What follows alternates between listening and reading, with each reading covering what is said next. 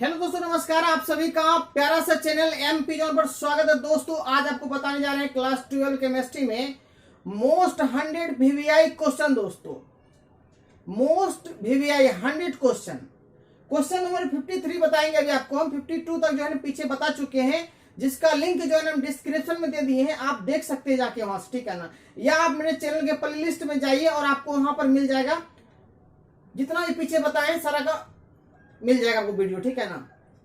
और यही कहेंगे आपको दोस्तों, इस चैनल पे जो है ना फिजिक्स का भी 100 क्वेश्चन बताया जा रहा है दोस्तों, केमिस्ट्री का भी बताया जा रहा है और मैथ का भी बताया जा रहा है, ऑब्जेक्टिव भी बताया जा रहा है दोस्तों। यही कहेंगे आपको कि आप यदि नए चैनल कर लीजिए सब्सक्राइब और बेल आइकन कर लीजिए प्रेस दोस्तों, ठीक है ना। क्लास 12 फाइनल बोर्ड एग्जाम की तैयारी करवाया जा रहा है दोस्तों, ठीक है ना। चलिए देखते हैं सबसे पहले कि 53 नंबर क्वेश्चन है क्या, और उसका एकदम शानदार, एकदम जानदार और बहुत ही बेहतरीन तरीके से आपको हम जवाब देंगे आपको हम, ठीक है ना। बहुत ही अच्छा आपको आंसर देंगे जो कि तुरंत आपको याद हो जाए, ठीक है, एकदम तुरंत दिमाग में चला जाएगा, ठीक है। चिंता करने की कोई आवश्यकता नहीं है, ठीक है ना। चलिए शुरू करते हैं।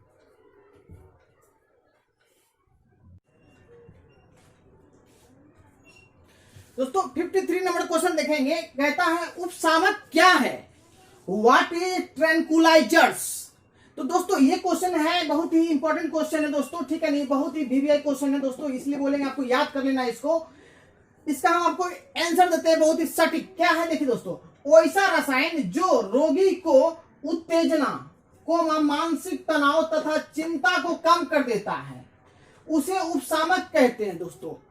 वैसा रसायन जो रोगी को उत्तेजना, मानसिक तनाव या चिंता को दूर कर देता है या कम कर देता है, उसी को हम बोलते हैं उपशामक कहते हैं दोस्तों, ट्रैंकुलाइजर कहते हैं, ठीक है ना। अभी आप लोग भी चिंता में बहुत ज्यादा होंगे, आपका एग्जाम है ना, बहुत ही पास एग्जाम आ गया तो आप भी बहुत ज्यादा चिंता में होंगे, ठीक है ना। तो उपशामक का यूज कीजिए, समझे, नहीं तो हम आपकी चिंता को दूर कर देंगे 1 मिनट में, ठीक है। तो देखिए दवा का नाम क्या है, बारब्यूटेरेट, कंपोज, सेकोनल, बेलियम ईटीसी। ये सब दवाई खाने से क्या होता है, चिंता दूर हो जाता है या चिंता कम हो जाता है, ठीक है ना। और इसको उपशामक को हम लोग कहते हैं मनोचिकित्सीय दवाई भी कहते हैं, ठीक है ना, मनोचिकित्सीय। तो मनोचिकित्सीय जो हम दवा कहते हैं, इसको हम ट्रैंकुलाइजर्स को कहते हैं, ठीक है ना। तो देखिए दोस्तों यही आपका आंसर है, वैसा रसायन जो रोगी को उत्तेजना, मानसिक तनाव, चिंता को कम कर देता है, उसे ही हम कहते हैं उपशामक कहते हैं। यदि आपका चिंता है, आपको चिंता है, तो हम 1 मिनट में दूर कर देंगे, ये सब दवाई खिलाएंगे, ठीक हो जाइएगा तुरंत। चिंता दूर, एकदम मस्त में जिए, कोई दिक्कत नहीं, टेंशन खत्म एग्जाम का, ठीक है ना। चलिए आप देखते हैं नेक्स्ट 54 नंबर क्वेश्चन देखते हैं क्या है, और बहुत ही सुंदर तरीके से आपको हम बताएंगे, तुरंत आपको याद हो जाएगा।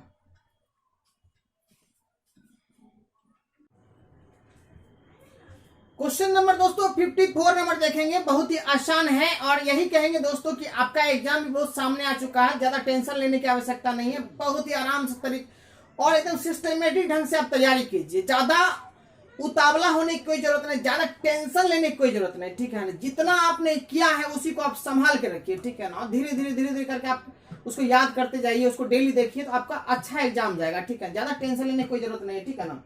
आइए देखते हैं 54 नंबर क्वेश्चन, डीएनए प्रिंटिंग की किन्हीं 2 उपयोगों को लिखिए। बहुत ही इंपॉर्टेंट क्वेश्चन है, वेरी इंपॉर्टेंट क्वेश्चन है, very important question. 54 number, DNA deoxyribonucleic acid, इसका फुल फॉर्म होता है डीऑक्सीराइबोन्यूक्लिक एसिड। इसका 2 उपयोग बताना है। एक तो बताएं अपराधी की पहचान करने में इसका उपयोग किया जाता है, डीएनए से हम अपराधी की पहचान कर सकते हैं, ठीक है ना। दूसरा जो है ना, मृतकों के शरीर की पहचान उनके बच्चों या माता पिता के डीएनए की तुलना करके। जैसे कि आप एक्सीडेंट हो गया किसी का, तो एक्सीडेंट हो गया तो आप मान लीजिए उसका पहचान कैसे करेंगे, तो उसका पहचान किया जाता है डीएनए द्वारा, फिंगरप्रिंट द्वारा। फिंगरप्रिंट लगाते हैं, माँ का बाप, यदि बच्चा का एक्सीडेंट हो गया तो माता पिता का लगाए और बच्चे से मिलान किए, देखे मिल गया, ठीक है ना। या माता पिता का हो गया तो बच्चे को बुलाए, बच्चे से हम क्या किए, उसका फिंगरप्रिंट लिए, उसका लिए, दोनों का लिए, और पहचान कर लिए कि ये इसी का है सदस्य, इसी का परिवार है, ठीक है ना। अब तीसरा आता है क्या, पैतृकता के निर्धारण में, ठीक है ना। तो इसमें भी आपको जो जरूरत पड़ता है कि आप कैसे मिलान करेंगे कि ये आपके पैतृक मतलब जैसे कि मेरे दादाजी थे तो थे या नहीं थे, उसको पहचान करने के लिए इसी का जो डीएनए का उपयोग किया जाता है। जैसे क्या कि हम उनके सदस्य हैं या नहीं हैं, ठीक है ना। कैसे पता करेंगे, किसी बार हम बोल देंगे कि आप फलना हमारे दादा हैं, फलना हमारे पापा हैं, तो किस प्रकार से पता चलेगा। इसके लिए हम लोगों को डीएनए फिंगरप्रिंट की आवश्यकता पड़ती है, ठीक है। तब ना पता चलेगा क्या कि नहीं हम जिसको बोल रहे हैं पापा वो सच में मेरे पापा हैं।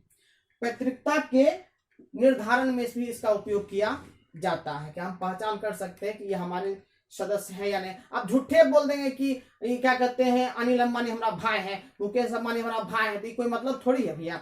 आप उसका फिर आपका वहां पर टेस्ट होगा, आपका उनका भी लिया जाएगा, आपका भी लिया जाएगा, आप पकड़ा जाइएगा, बस आपको भर पेट दिया जाएगा, भर पेट मारा जाएगा कि आप झूठ बोल रहे हैं, ठीक है ना। इसलिए आप झूठ मत बोलिएगा, ठीक है ना। चलिए आगे बढ़ते हैं।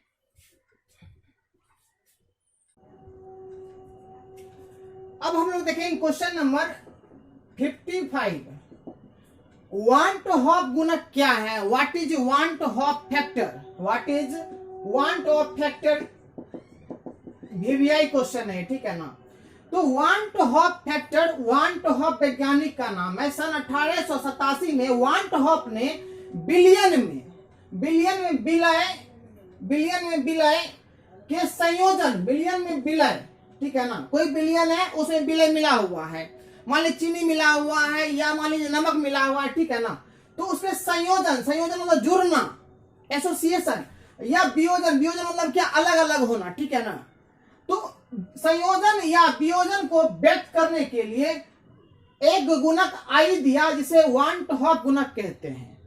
ये वांट हॉफ ने दिया था कि बिलियन में कोई बिलियन है, ठीक है ना, कोई बिलियन है इसमें, ठीक है ना। और इसमें जो मिला रहा है क्या, शुगर मिला रहा है, चीनी मिला रहा है, या साल्ट मिला रहा है, मतलब नमक मिला रहा है, ठीक है ना। तो विलय के संयोजन मतलब जुड़ने, अंदर में अणु को जुड़ने, या वियोजन मतलब टूटने को व्यक्त करने के लिए एक गुणक दिया आई, जिसे हम लोग कहते हैं वांट हॉफ गुणक कहते हैं आई। और इतना बड़ा प्रायोगिक परिसारक दाब बाय सैद्धांतिक परिसारक दाब, या समान आणविक द्रव्यमान बाय असमान आणविक द्रव्यमान, समझ रहे ना। तो ये हो गया आपका, क्या हो गया, फार्मूला हो गया आई का निकालने का, वांट हॉफ गुणक निकालने का ये फार्मूला हो गया। तो आपको बस इतना याद करना है और निकालना नहीं है, निकालना होगा तो निकालने के लिए आपको देगा नहीं, ठीक है ना। बस इतना ही आपको याद रखना है, ठीक है ना। तो इस प्रकार से आप इसका स्क्रीनशॉट ले लीजिए, ठीक है ना। अब हम लोग देखते हैं 56 नंबर क्वेश्चन देखेंगे, और यही कहेंगे दोस्तों, बस आप निरंतर जब तक आपका एग्जाम नहीं हो तब तक आप प्रयास करें और अच्छे से तैयारी करें, ज्यादा चिंता ना करें और चिंतन करें, कार्य करें, जरूर आप सफल होंगे, ठीक है ना।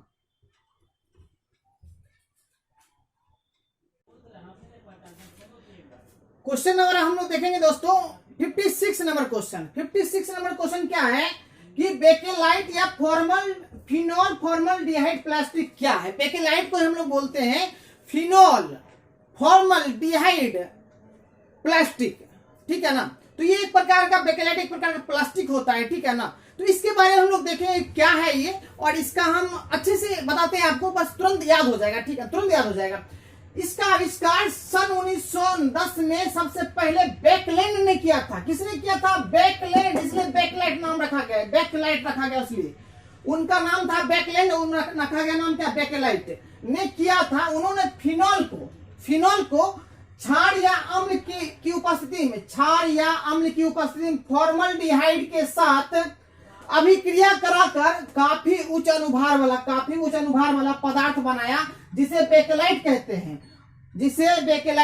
हैं। आते हैं फिर हम बताते हैं। सन 1910 में इसका आविष्कार सबसे पहले सन 1910 में बेकलैंड ने किया था। उन्होंने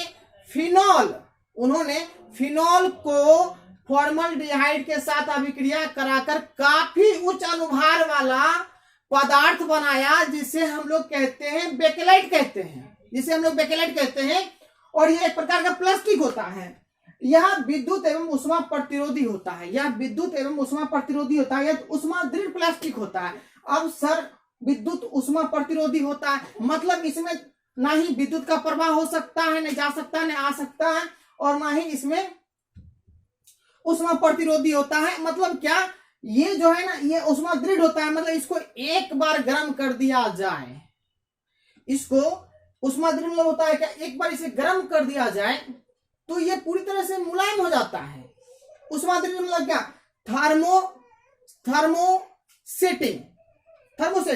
तो थर्मोसेटिंग मतलब क्या, एक बार इसे गर्म कर दिया जाए पूरी तरह से मुलायम हो जाता है और इसको अपने इच्छा अनुसार इसको सेट कर दिया जाए, अपने इच्छा अनुसार इसको ढाल दिया जाए, जिस आकार या आकृति में ढाल दिया जाए उसमें ये सेट हो जाता है। उसके बाद इसकी आकार बदल नहीं सकता है, उसके बाद इसका आकार आप बदल नहीं सकता। एक बार जो ढला गया, पहले पूरा एकदम गर्म करने पर क्या हुआ, पूरी तरह से क्या हो गया, ये मुलायम हो गया और एक बार इसको अपने इच्छा अनुसार इसको सेट कर दिया गया तो ये आप ये जो है फिर से अब इसको फिर से गर्म करेंगे हम तो इसकी रासायनिक परिवर्तन होगा, लेकिन अब उसी प्रकार का बनाना चाहेंगे तो बन नहीं सकता, ठीक है ना।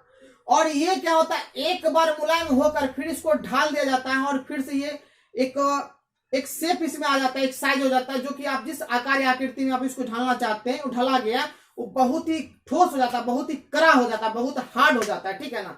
जैसे आप देख सकते हैं कि टीवी का जो लगा रहता है, पूरी टीवी जो लगा रहता है, टीवी में हुआ जैसे एलईडी में हुआ, जो कैबिनेट लगा रहता है आपका, वो बेकेलाइट का होता है। जैसे आप देख सकते हैं स्विच होता है, स्विच आता है जो आपके घर में जो आप बिजली में यूज करते हैं, तो बिजली का तार हो गया, ये स्विचर में जो आप यूज करते हैं ऑन ऑफ करने के लिए, वो सब बेकेलाइट का बना होता है, ठीक है ना, वो सब बेकेलाइट का बना होता है, बहुत ही हार्ड होता है, ठीक है ना। तो यही कहेंगे दोस्तों कि ये बेकेलाइट के बारे में आपको बताए हैं, तो आप स्क्रीनशॉट इसका ले लीजिए और फिर हम मिलते हैं नेक्स्ट क्लास में। यही कहेंगे क्या कि बस आप जो है ना थोड़ा सपोर्ट कीजिए और ये कहेंगे, और एक दूसरा बात कहेंगे, आपको क्या चिंता करने की जरूरत नहीं, चिंतन कीजिए, काम कीजिए, कार्य कीजिए, आपका एग्जाम अच्छा आ जाएगा, ठीक है ना। यही कहेंगे, मंजिल उन्हीं को मिलती है जिनके सपनों में जान होते हैं, पंखों से कुछ नहीं होता दोस्तों, हौसलों से उड़ान होती है। इसलिए कहेंगे क्या, हौसला बुलंद रखिए और तैयारी बहुत एकदम जोर तोड़ तरीके से आप कीजिए और आपका एग्जाम अच्छा जाएगा और आप सफल होंगे, ठीक है ना। आपको 90% मार्क्स आएगा, ठीक है ना। ये आप अपने आप में विश्वास बना के रखिए, जब तक आप में पॉजिटिविटी है तब तक आप सफल है। जिस दिन आपको नेगेटिविटी आ गया आपके अंदर, हम ये नहीं कर सकते, आप कुछ नहीं कीजिएगा, ठीक है ना। इसलिए आप कीजिए कि आप कहिएगा आई कैन डू इट, ठीक है ना, तो अच्छा होगा। फिर मिलते हैं नेक्स्ट वीडियो में।